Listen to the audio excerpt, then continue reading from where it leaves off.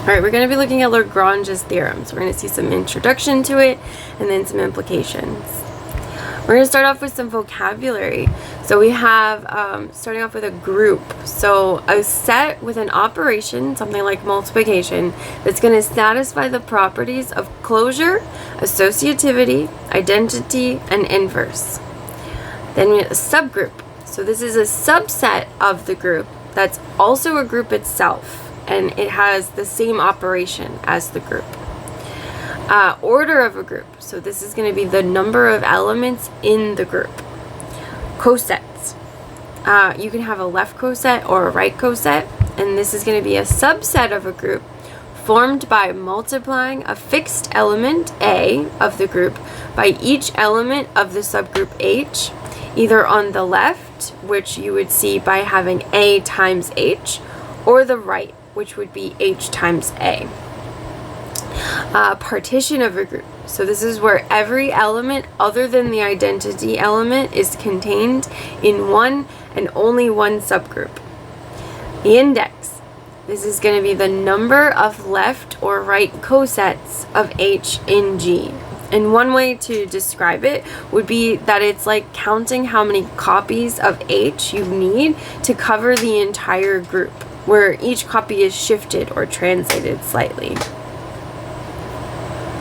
Understanding some basics. So just the whole idea of Lagrange's theorem states that if you have a subgroup H of a finite group G, then the order of G must be divisible by the order of H.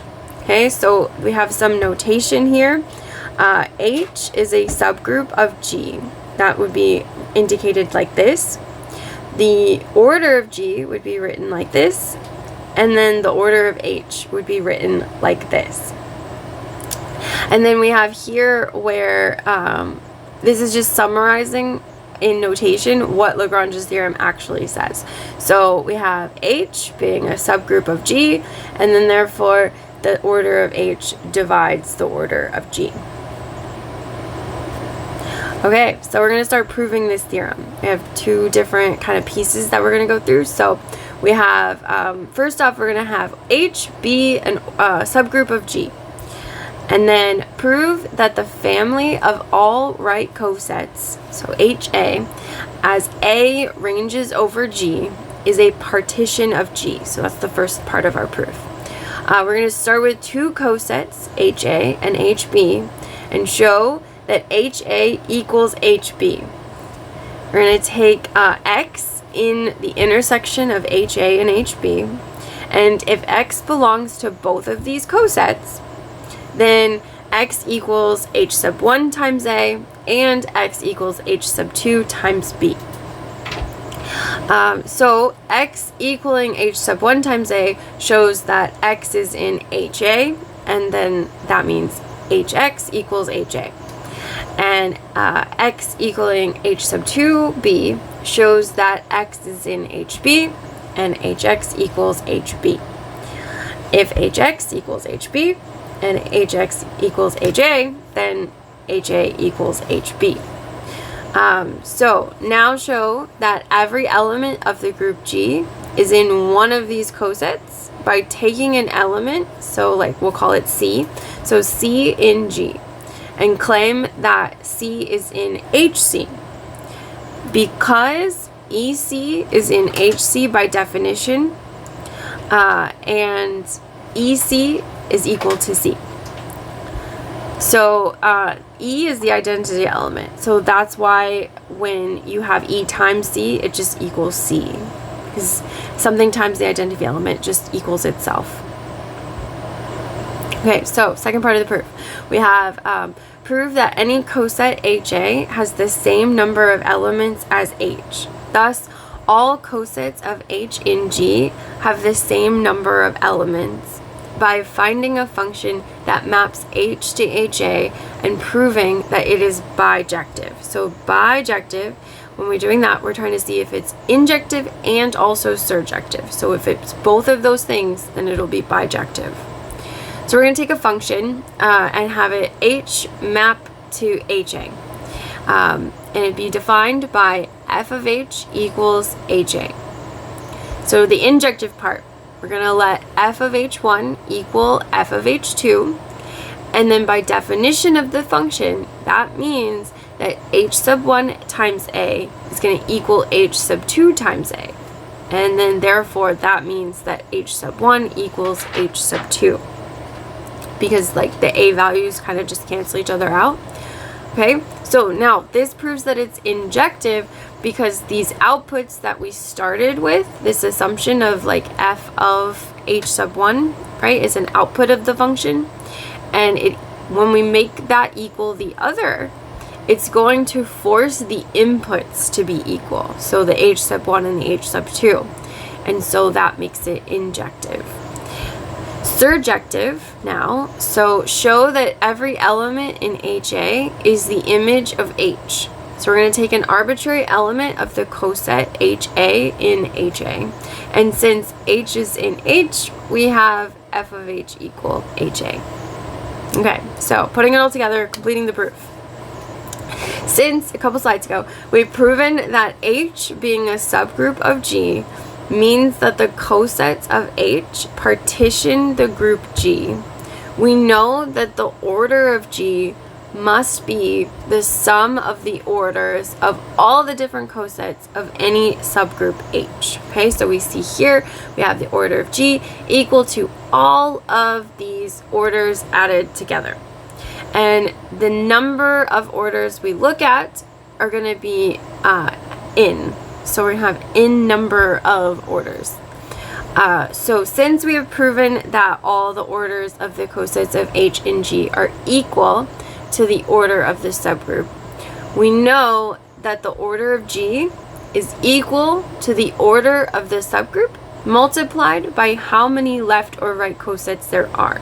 So before we proved that basically HA is, or the order of HA is equal to the order of H, and so we've replaced that. And then however many of these we added, it's like you just multiply it by n, and then that'll be doing essentially like how many H's you added. So then this shows that the order of G is divisible by the order of H because multiplying the order of H gives you the order of G. Okay, relating to some theoretical results now. So n being the number of left or right cosets, so it tells you before, if we go back to the other slide, n is how the number of right cosets we had here. So n being the number of left or right cosets would be representing the index. Okay, so it's written like this. This is how we would show the index. So therefore, the order of G equals the index times the order of H. So we're replacing that n with the actual notation of the index. And so if we divided both sides by the order of H and basically solved for the index, we would see this equation here. So dividing the order of G by the order of H gives us the index. And then the fact that the index exists proves that H is a subgroup of G.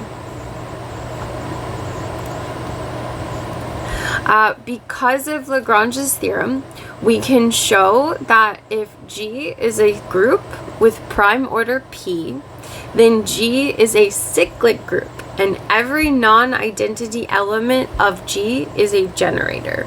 Okay, so when P is prime, like the order is prime, it actually gives us a lot of information. It's really nice with Lagrange's theorem giving us more information about the certain stuff when the order being prime. So for here, we're going to let the order of G equal P, where P is prime, then take some element, A in G, where A is not the identity element. So we're going to understand that the order of A is the order of A is the power that A must be raised by to get the identity back. So that then implies that the order of A is some integer m, where m does not equal 1. Because if we have to say A raised to m, and if m was 1, then that would mean that A was already the identity element. And we wouldn't have to raise it to anything to get to the identity element. So recognize that the cyclic subgroup generated by the element A, so like that, by definition, it has m elements. And by Lagrange's theorem, m must divide p. But m cannot equal 1, so m equals p. That's the only other thing that divides a prime number. So the order of A equals the order of G. In other words, the number of elements in the cyclic subgroup generated by the element A is the same number of elements in the group G. Okay, therefore, G is the cyclic group generated by this arbitrary element A. So G is equal to the cyclic subgroup generated by the element A. Essentially, just like everything in G is the order, you know, it's like the number of elements, so the order's prime, so it just has to be all of them. Okay, so reflecting on the converse, there's this thing with Lagrange's theorem where you can know that a subgroup is possible for a subgroup to have an order, but you can't necessarily know that that subgroup exists with that order. Okay, so we're gonna look at an example here. So a group can only have subgroups with orders that divide the order of the group. So in this example, this group has order 12, which means that the subgroups can only have the orders 1, 2, 3, 4, 6, or 12. But just because the order of the group would allow for that subgroup to exist, it does not necessarily mean that there will be a subgroup with that order. Okay, so in this example, you can see how these are all my possible orders, and a lot of them have subgroups, but order 6 does not. So even though this order would allow for 6 to exist, there isn't actually a subgroup with that order for this group. Okay, so we're going to start with like one kind of simple example, and we're going to do another example that's a little more extended, right? Okay, so first kind of easy example, we're going to have G be a group with the order 323. So the divisors of 323 are 1, 17, 19, and 323. So the order of G equals 323. And the order of the the order of the identity is 1. So if they exist, not necessarily, but if they exist, then any other subgroup is going to have the order 17 or 19.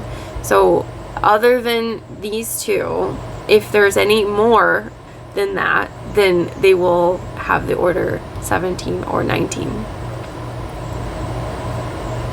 Okay, so we have this example here. So we're going to use Lagrange's theorem to prove that if G is a group of order 15, which has a unique subgroup of order 3 and a unique subgroup of order 5, then G is cyclic. Okay, so we're going to start off, we're going to let H and K be subgroups of G, and let the order of H equal 3, just like in the problem, and the order of K equal 5. Okay, so H is generated by A, and K is generated by B, where the order of A is 3, and the order of B is 5. Okay, so we have H is the set of these elements, and K is the set of these elements. And between H and K, there are 7 unique elements because they both have E in common, so you're only going to count E one time, and so it all adds up to 7. So you have the order of the union of H and K is equal to 7. But G has order 15. So where are the rest of these elements we're looking for, right? Like we have 15, we're supposed to see 15, but we only see 7. So basically what that means is that the G set minus H union K is not empty. So there's something else that's not in this union And so we're going to let C be an element in G that's not in the union of H and K. And so by Lagrange's theorem, the order of C equals the order of the cyclic subgroup generated by C, which is going to be 1, 3, 5, or 15. Okay, so those are our possible options, 1, 3, 5, or 15. But it can't be 1 because it's not E, and it can't be 3 or 5 because we already said those were H and K, so we identified those. So the only thing left is 15. So the order of C equals 15. Therefore, G is generated by C, and then that means that G is cyclic. Alright, so introducing an application. So Lagrange's theorem is used in this digital cryptography situation. So it's elliptic curve cryptography. It is a hard word to say. We're going to just abbreviate it to ECC to help ensure that an encryption is very difficult to break. Okay, so ECC involves algorithms used to generate pairs of keys. So one key is this public key that kind of goes out and it's used to encrypt the message. So if somebody's sending something to somebody, they're gonna encrypt the message with this public key. And then the person receiving the message has the private key. So this is kept secret. This is the only person who can kind of decrypt these messages that they're for. And so the private key is used for decrypting the messages that come from that public key that matches with it.